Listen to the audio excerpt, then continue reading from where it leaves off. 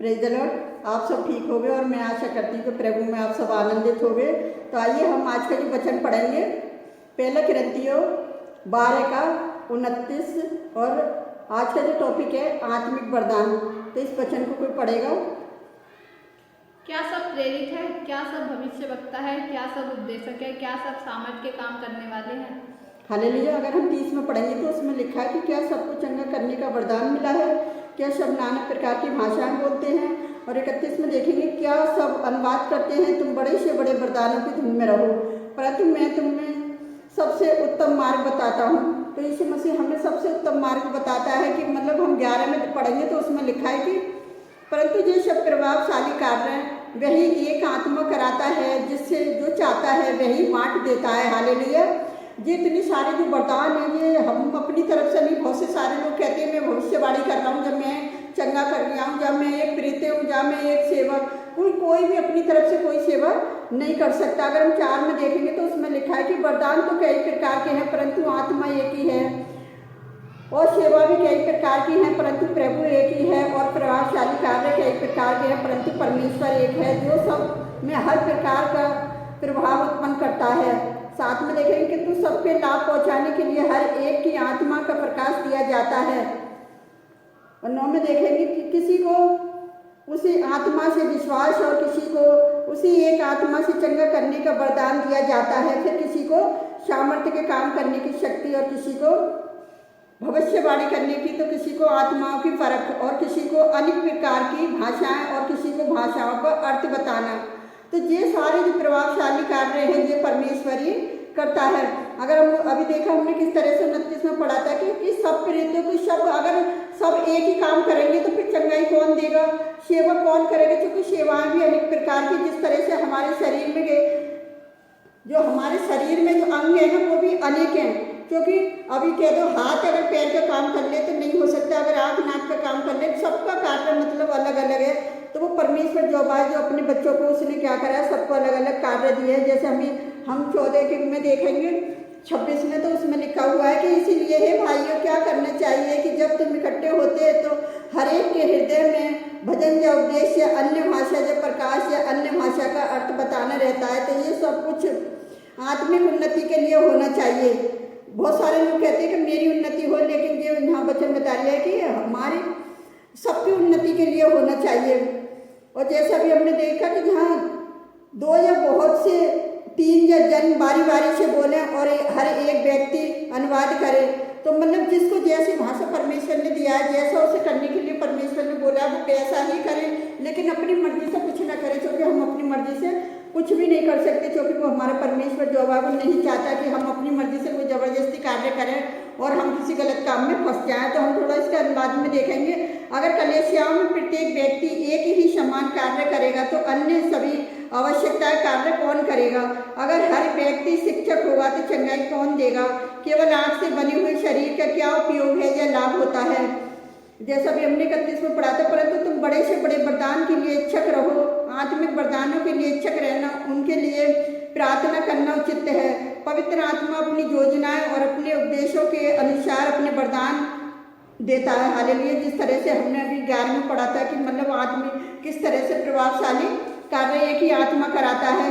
बड़े से बड़े वरदान से कौन से बाइबल में शास्त्र की इस प्रश्न की विभिन्न उत्तर देता है कि कुछ लोग कहते हैं कि बड़े वरदान प्रेरित या भविष्यवक्ता होने के वरदान है, दूसरे लोग कहते हैं कि बड़े वरदान इस अध्याय की सूची में बताए गए हैं वरदान नहीं है, बिल्कुल भी पवित्र आत्मा के फल हैं, जैसे प्रेम, आनंद, मेल। इनके बावजूद भी दूसरे लोग यह कहते हैं कि इन दोनों का उत्तर सही है। इस बात के प्रत्येक निश्चित होना संभव नहीं है कि सबसे बड़े वरदान से पौलुस का क्या कहता है कि पौलुस कह रहा है कि मतलब बड़े से बड़े वरदानों की तुम खोज में रहो और प्रार्थना करो, क्योंकि जब हम प्रार्थना करते हैं, क्योंकि प्रेम से बड़ा मार्ग कोई नहीं है, क्योंकि हमारा जो परमेश्वर है वो प्रेमी परमेश्वर है, वो दयालु और अनुग्रहकारी परमेश्वर है। तो उसने जो अनेक प्रकार के जो कार्य परमेश्वर ने अलग अलग लोगों को दिए हैं, तो अपनी परमेश्वर की सच्चे मन से सच्चे हृदय से तुम इस काम को करो तो परमेश्वर आपको बड़ी आशीष देगा। तो मैं अभी आपको एक गवाही बताना चाहती हूँ कि मैं पता है क्या है कि हम चर्च से निकल के थोड़ी मैंने सोचा कि मतलब ये फास्टिंग पे शुरू होने वाले हैं तो कुछ हम बाइबल बांटेंगे, लोगों में प्रचार करेंगे। तो मेरे पास कुछ बाइबलें थी, तो मैंने सोचा चलो मैं प्रचार करती हूँ। जब मैं प्रचार के लिए तो हमने कई फैमिलियों में प्रचार करा, पर लेकिन एक फैमिली ने मुझे रोका और मुझसे बोला कि आप मुझे एक बात बताओ।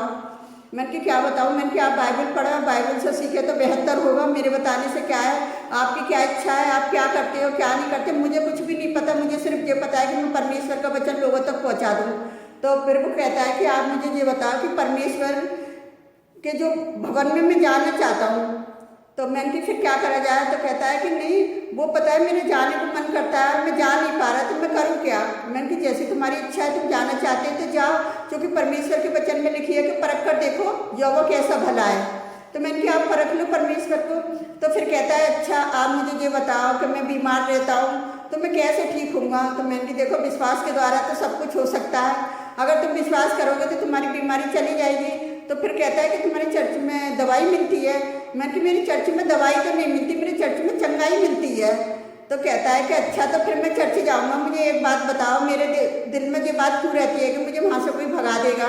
मैंने कि ऐसा कुछ भी नहीं है, परमेश्वर का भवन सारी जातियों के लिए है, परमेश्वर सबका सृजनहार है, परमेश्वर ने सारी सृष्टि की रचना करी और वो परमेश्वर ही है जो पता है क्या है अपने लोगों के लिए अच्छा मार्ग दिखाता है।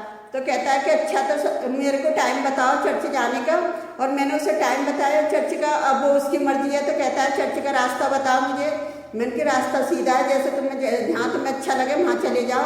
तो कह रहा है मैंने सामने एक चर्च है, मैं वहाँ जाना चाहता हूँ। तो मैंने कि चले जाओ, वही हमारा चर्च है सामने। तो कह रहा है मुझे बहुत अच्छा आपने मुझे टाइम बताया और मैं ज़रूर जाऊँगा चर्च। और जो पता है हम बाइबल को छूना नहीं चाहते, क्योंकि हमको पता है क्या है चिकन वगैरह खाते हैं। तो मैंने कि परमेश्वर की दी हुई चीज़ हर चीज़ शुद्ध है, अगर मनुष्य उसे अशुद्ध करके खा लिया है तो हम नहीं कुछ कह सकते, लेकिन वो मनुष्य की मर्जी है वो किस धर्म को मानना है किसको नहीं मानना, किस चीज़ को उसे खाना है अपने भोजन में, वो उस मनुष्य के ऊपर निर्भर है। लेकिन हम मना नहीं कर सकते इस बात के बारे में, क्योंकि हमें बाइबल ने हमें बताया ही नहीं है। जो तुम्हारी मर्जी है तुम खा रहे हो तो अच्छी बात है ना, हम क्यों मना करें आपसे? तो कह रहे मुझे बाइबल पकड़ने में ऐसा लगता है कि मतलब मैं कोई अशुद्ध ना हो जाए। मैं कि परमेश्वर की दी हुई चीज़ शुद्ध है। मैं कि जब तुम्हारा मन करे, जब तुम बाइबल पढ़ सकते हो, तुम चर्च जा सकते हो, तुम्हारी जैसी इच्छा हो, क्योंकि हम किसी के साथ प्रचार करने में ज़बरदस्ती नहीं करते। आपके मन में क्या है वो हमें नहीं पता कि तुम क्या कहाँ जाना चाहते हो कहाँ नहीं जाना चाहते, किसको मानते हो किसको नहीं मानते, मुझे नहीं पता। मेरा काम प्रचार करना, मैं प्रचार कर रही हूँ। अगर आपको अच्छा लग रहा है सुनना तो मैं आपको इसलिए सुना रही हूँ, नहीं मैं किसी को ज़बरदस्ती प्रचार नहीं सुनाती, क्योंकि परमेश्वर आनंद से प्रसन्न होता है, क्योंकि हमारा परमेश्वर प्रेम है, वो प्रेम से प्रसन्न होता है। तो इसलिए उसने कही कि अच्छा चलो अच्छी बात है, तो फिर मैं चर्च आऊँगा, आप मुझे चर्च में मिलोगे, मुझे बाइबल दोगे। तो मैंने कि मैं अपनी तो गारंटी नहीं ले सकती कि मैं चर्च में मिलूँ ना मिलूँ, लेकिन मेरे जो चर्च के लोग हैं ना वो आपको मिलेंगे, क्योंकि उसे पता नहीं थी कि मैं तो दूर से आती हूँ, वो कब आके कब चला जाए, उसके तो घर के पास ही था हमारा चर्च। तो मैं परमेश्वर यहोवा का धन्यवाद करती हूँ कि वो परमेश्वर ही है जो उसके अगर ऐसा उसका सच्चा विश्वास होगा तो खुदावन उसे जल्दी चंगाई देगा। अगर वो चर्च जाएगा तो प्रभु से प्रार्थना करेगा तो प्रभु उसे छुटकारा देगा। तो मैं अपने परमेश्वर यहोवा का धन्यवाद करती हूँ कि अभी भी लोगों को परमेश्वर के आत्मिक वचन की भूख और प्यास है। तो मेरे प्रिय भाई बहनों, आप भी मसीह प्रचार करो, लेकिन किसी के साथ ज़बरदस्ती नहीं करो। अगर कोई सुनना चाहता है तो उसे सुनाओ, नहीं सुनना चाहता तो उससे ज़बरदस्ती ना तो बाइबल दो और ना ही परमेश्वर का वचन उसे सुनाओ, क्योंकि वचन में लिखा है कि अपने मोतियों को सूअरों के आगे ना डालो, अपने मोतियों को कुत्तों के आगे ना डालो, जो काट पीट करने वालों के आगे ना डालो। तो अपने परमेश्वर के वचन को थोड़ा सा इज्जत करना सीखो। जब तुम वचन की इज्जत करोगे तो लोग तुम्हारी इज्जत करेंगे। तो मैं अपने परमेश्वर का धन्यवाद करती हूँ कि जब भी मैं वचन प्रचार करने जाती हूँ तो लोग मुझसे इज्जत के साथ वचन को सुनते हैं और वचन को लेते हैं। तो मैं अपने प्रभु यीशु मसीह का धन्यवाद करती हूँ कि खुदावन ने हमें ऐसी आशीष दी है कि हम लोगों तक परमेश्वर का वचन पहुँचा सके। उस बड़ी दया अनुग्रह के लिए अपने यहोवा परमेश्वर का धन्यवाद करते हैं कि प्रभु की दया उसका अनुग्रह हमारे ऊपर ऐसा ही बना रहे कि जब से हमने प्रचार करा ना हमसे कोई बदतमीजी से बोला है और ना ही कोई बोलता बाहर। तो अपने परमेश्वर का धन्यवाद करते हैं आज के लिए, इस वचन के लिए, इस गवाही के लिए। तो मेरे प्रिय भाई बहनों, तुम बड़े से बड़े वरदान की खोज में रहिए कि परमेश्वर हमें अच्छे से अच्छा वरदान दे, ताकि हम प्रार्थना के बिना नहीं कुछ कर सकते। जब हम प्रार्थनाएं करते हैं तो परमेश्वर हमें आगे बढ़ाता है, क्योंकि यीशु मसीह ने कहा मार्ग और सत्य और जीवन मैं हूँ। क्योंकि यीशु मसीह हमारे लिए कोई बलिदान नहीं हुआ, यीशु मसीह ने जो अपना लहू बहाया, कोड़े खाए, तो इसीलिए कोड़े नहीं खाए कि हम चंगे ना हों, इसलिए कोड़े खाए कि हम चंगे हो जाएं, उसके लहू के द्वारा हमें शिफा मिले, उसकी सूली की मौत के द्वारा हमें जीवन मिले तो आज ये जीवन परमेश्वर को समर्पित है, तो परमेश्वर का धन्यवाद करते हैं। तो आइए हम आप सबके लिए प्रार्थना करते हैं, आप भी हमारे साथ मिलकर प्रार्थना करें।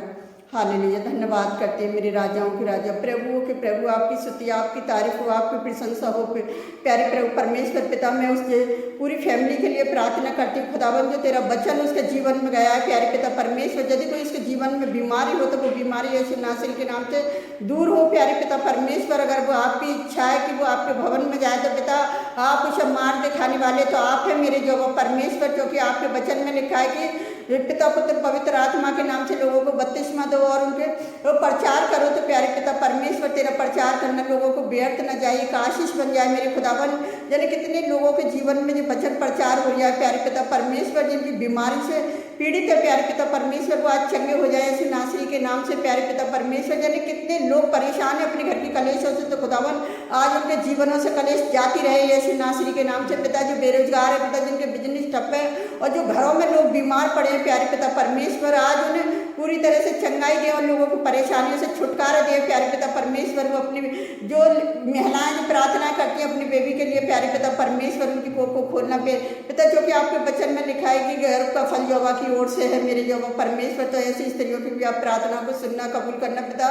मैं हर एक बच्चे के लिए प्रार्थना करती हूँ जिनके पेपर चल रहे हैं प्यारे पिता परमेश्वर, आप उनकी सहायता उनकी मदद करें प्यारे पिता परमेश्वर। जितने लोग हमें लाइक कमेंट सब्सक्राइबर करते हैं खुदावन, आप उनकी भी सहायता उनकी मदद करें मेरे यहोवा परमेश्वर। जितने भी देश में बच्चे पढ़ रहे हैं प्यारे पिता परमेश्वर, सबको आपके हाथ में देती हूँ और अपनी दिल्ली सरकार को प्यारे पिता परमेश्वर आपके हाथ में देती हूँ खुदावन। और जितने लोग शासन प्रशासन है, राष्ट्रपति है, सीएम है, प्रधानमंत्री है, पिताजी एक एक के लिए प्रार्थना करते हैं खुदावन कि आप इनके जीवन में जो कार्य दिया करने के लिए प्यारे पिता परमेश्वर, आपने सबको अलग अलग कार्य दिए हैं प्यारे पिता परमेश्वर। तो ये आत्मिक उन्नति करने वाले बने प्यारे पिता परमेश्वर, आप सबकी सहायता सबकी मदद करें पिताजी। और जो आपने कलेशियाओं में लोगों को अन्य वरदान दिए हैं प्यारे पिता परमेश्वर, आप उनकी भी सहायता मदद करें, जो आपके वरदानों को पकड़े रहे प्यारे पिता परमेश्वर और आप के नाम में उन्नति करते जाएं प्यारे पिता परमेश्वर। जितने लोग उनके साथ जुड़े प्यारे पिता परमेश्वर, वो भी उन्नति करते जाएं यीशु नासरी के नाम से खुदावन। क्योंकि आपका हर एक वरदान प्यारे पिता परमेश्वर प्रभावशाली है, वो आपकी ओर से है मेरे खुदावन। आपने हम सबकी प्रार्थना का हमें जवाब दिया है, उसके लिए भी मैं धन्यवाद करती प्यारे पिता परमेश्वर। जितने लोग हमारी वीडियो को लाइक कमेंट सब्सक्राइबर करते हैं प्यारे पिता परमेश्वर, एक एक को आशीष देना खुदावन। और जो इस वीडियो को देखते प्यारे पिता परमेश्वर, उन पर भी आपकी बड़ी आशीष बड़ी दया हो मेरे खुदावन। और हम आपसे क्या मांगे मेरे परमेश्वर पिता, आप तो हमारे मांगने से पहले जानते हैं, आपने हमारी प्रार्थना को सुना और कबूल किया, उसके लिए भी धन्यवाद करते खुदावन। हम सारा आदर महिमा आपको देते हैं पिता, जो भी मांगते हैं यीशु नासरी के नाम पर, आमीन।